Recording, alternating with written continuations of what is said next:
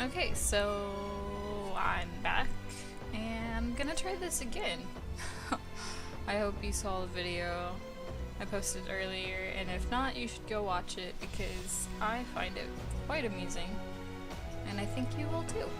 Anyway, let's click here and enter server. Oh yeah! Ooh, pretty. I heard a horse, and I'm pretty sure those horses, or those things right there, yeah, they're flying horses. Fucking Pegasuses? Pegasi? Pegasi. We'll go with that. Okay, anyway. Oh, I want one so bad, they're so pretty. We gotta, oh, that's gorgeous. Hello? Oh, here we go. Okay, let's go through all of these and see what's going on. Human, racial traits.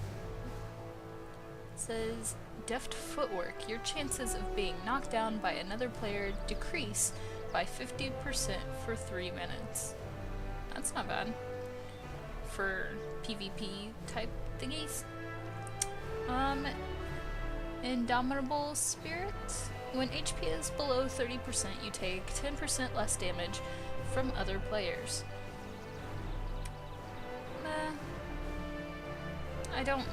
I mean, that one could potentially save you, but I don't think it would be something that determines, yes, I want this race over something else. Next, resilience of body. Heals you continuously after you've been resurrected, which is nice, because then you don't have to sit there and heal yourself, but I don't know how much that would really affect, because I'm assuming your HP regenerates slowly over time anyway. I don't know that for a fact though, so maybe. Pneumatic Crafter increases crafting speed for light armor by 10%. That would be good depending on what class you were playing. Which, speaking of classes, I've considered being a warrior, an archer, or a priest, but we'll get into that later.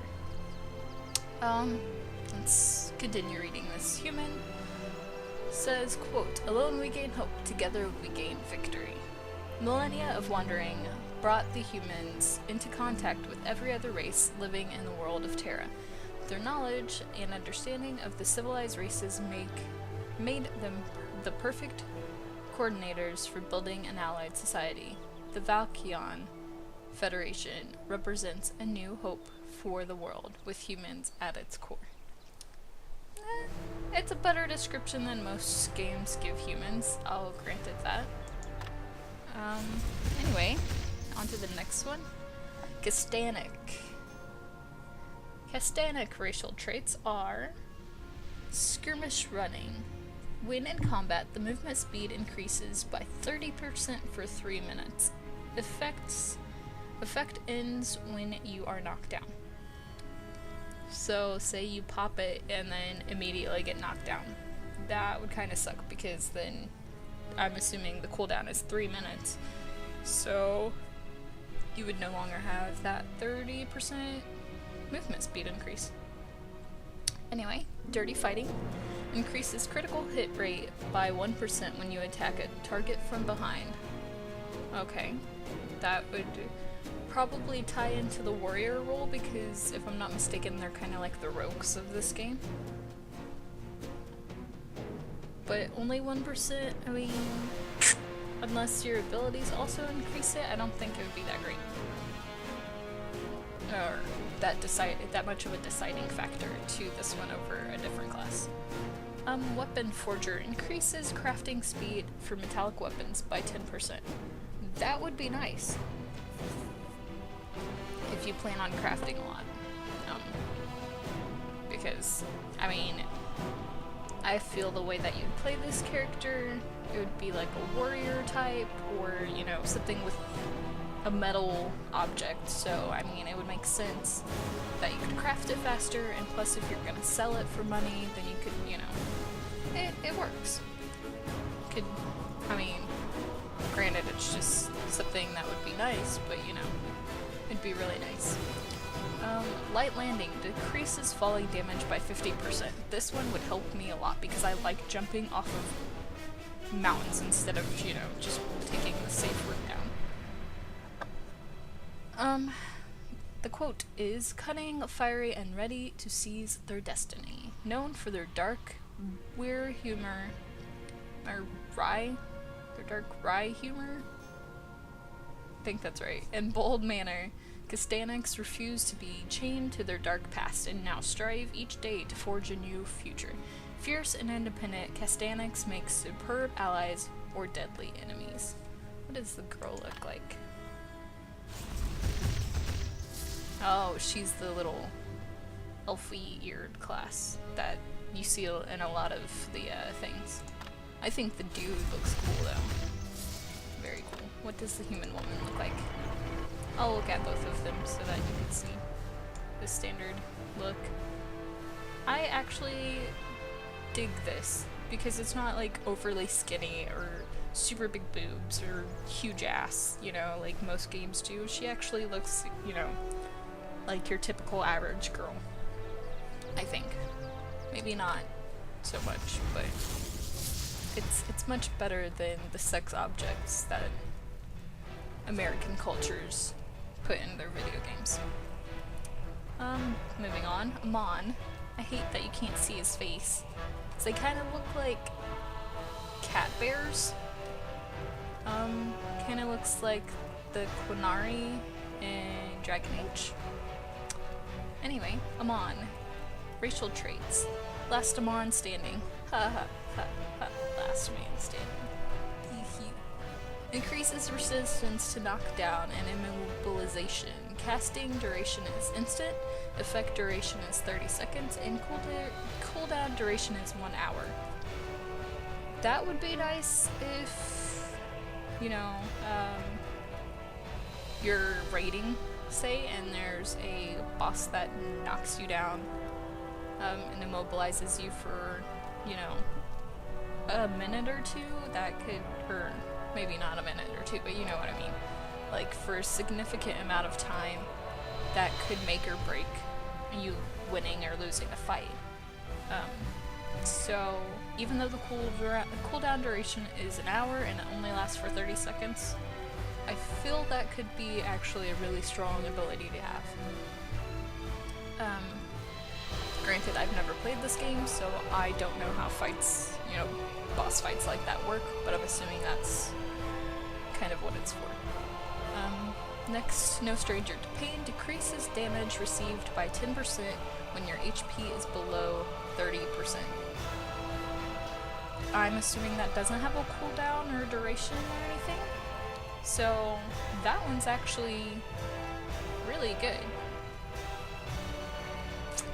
Because it would be always, you wouldn't have to cast it. With the human, I think that...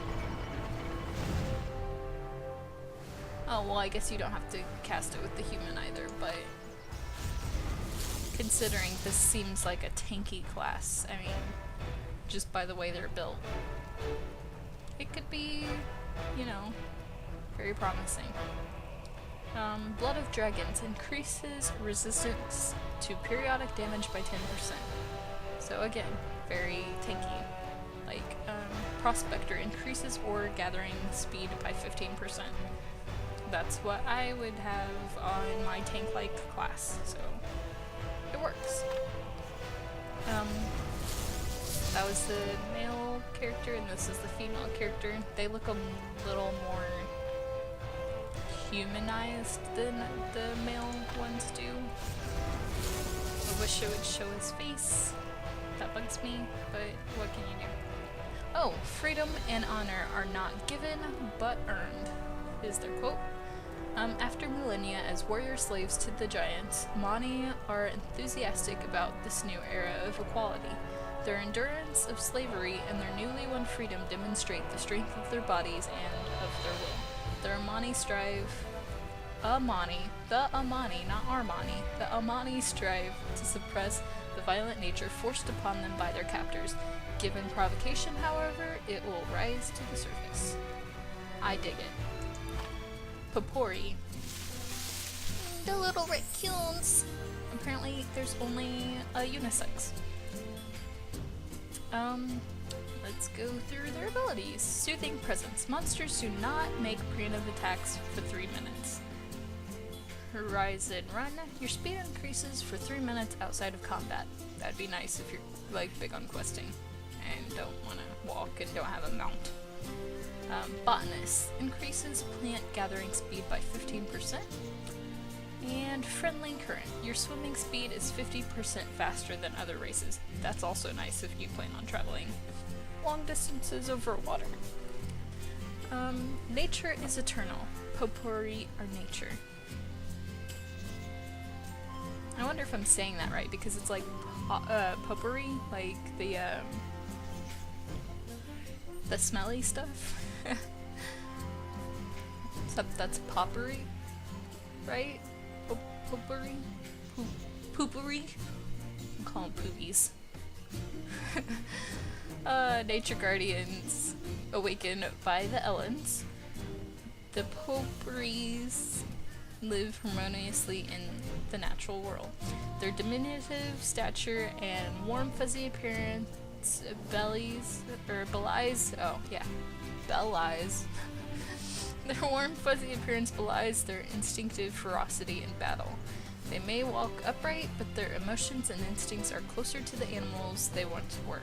Confident and unashamed, potpourris rarely feel guilt, embarrassment, or sadness. Interesting.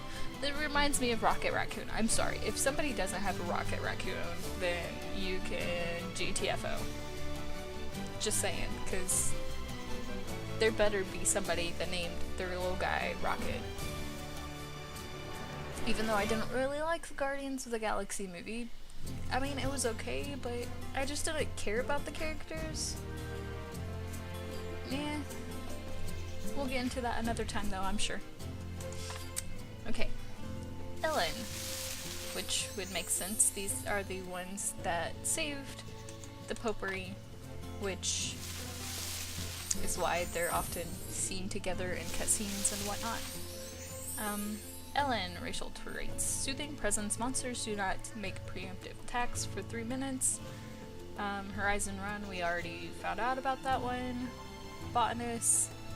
And Friendly Current. So they have the exact same traits as the raccoons. Innocent waifs on the outside, immortal spirits on the inside. Imminent defeat to the other. That doesn't translate well into English, I'm assuming. Because, I mean, it makes sense, but it doesn't. Anyway, never aging, the wise and battle-worn Elins still appear as vulnerable and innocent as their goodness was in the moment of their creation. Also known as the daughters of Luin, or Ilinu. These divine spirits are committed to upholding their goddess's dream keep nature safe. I think it's supposed to be drum kept nature safe, no matter the cost. Okay. Baraka?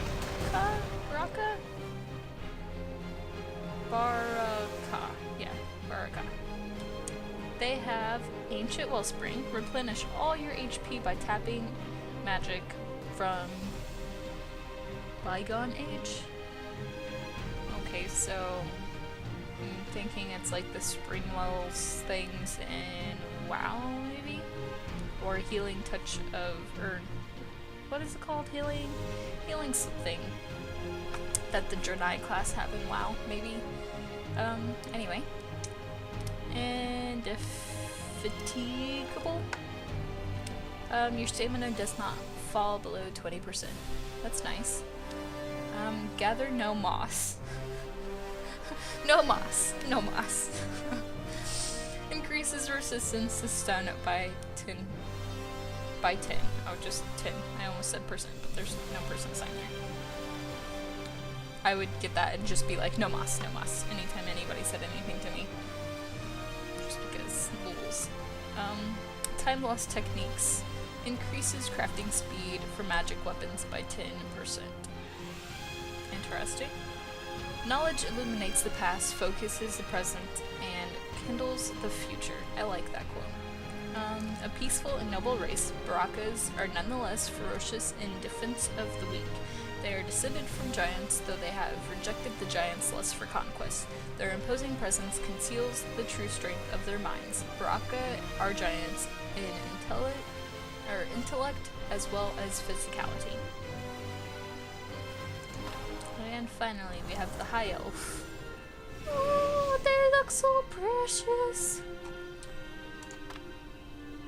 There's the male, and here's the female. They remind me very much so of, like, Square Enix's spin on male and female roles, because they have very soft faces. They have very soft faces. That just sounds weird to say, soft faces.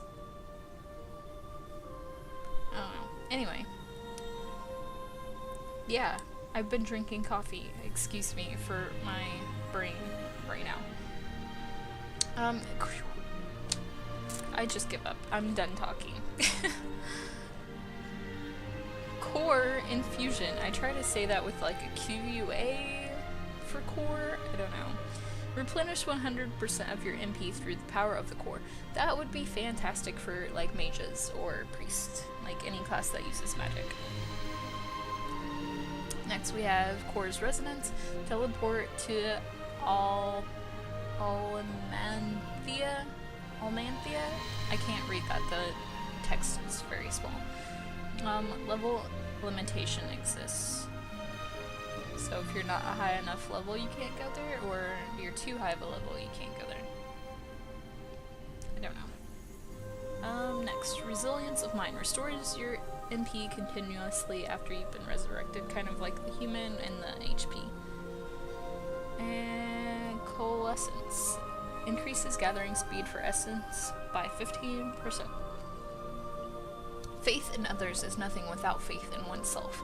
High Elves are eager to prove themselves trustworthy allies of the Federation. No one questions their skills, but some question their hearts. The Elves strive to overcome their own xenophobia acquired in the aftermath of an all-too recent war. So that's a cool,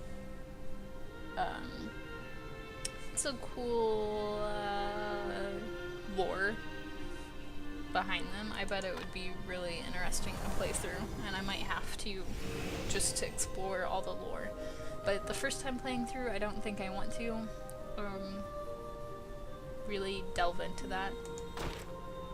You must have a level 40 or higher character to create a Reaper. I think I want to be one of these people, the Castanic, just because of how I want to be a warrior.